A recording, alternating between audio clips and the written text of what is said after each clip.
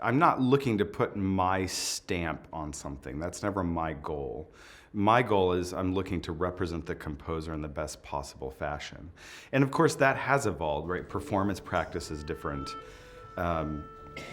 Instruments are very different now than they were when Don Quixote was premiered. And so there are a lot of variables here that one takes into account. In conducting Don Quixote, I am very intent on pursuing what I consider to be French style. I personally believe that in about the middle of the 20th century, that French opera tended to become more Italianate. And so, and that's how a lot of orchestras still play French music now. And so I'm looking for the truest form of what is French style in 1910 when Don Quixote was premiered in Monte Carlo. And then how can we pursue that? And so that's, I mean, it comes to the language, it comes to the way the orchestra plays, the kind of vibrato we use, the kind of bow stroke we use. And people think about this a lot when they do Baroque music, right? But I think sometimes it's a little overlooked when you're doing this romantic French repertoire. And so that's been something that we've worked very, very hard on, is to get to build a really developed color palette and texture palette so that we really mine all of the depth possible out of the score. One of the wonderful things about doing Massenet is he was incredibly specific. He was, number one, a very gifted orchestrator who truly understood all of the instruments he was writing for at a very deep level.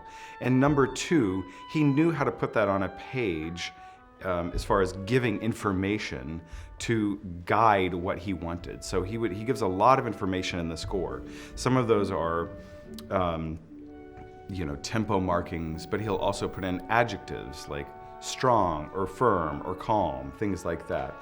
He'll also give very specific information, for example, in the string writing especially. He will mark for the first violins constantly, play this on this string, because he had a deep understanding of, okay, well, this pitch could be played on any one of 2 or 3 strings on the instrument, but it has a certain color if it's played on the G string, or it has a certain color if it's played on the D string. And so there's that whole another level with him of understanding that he really knew how to capture a color palette in a pretty incredible way. And so a lot of us rehearsing it here with the orchestra has been following the instructions and then making it our own, so that we're really representing it as part of us. We're the interpreters, we're the performers, we're the ones bringing it to life in time and space in 2019.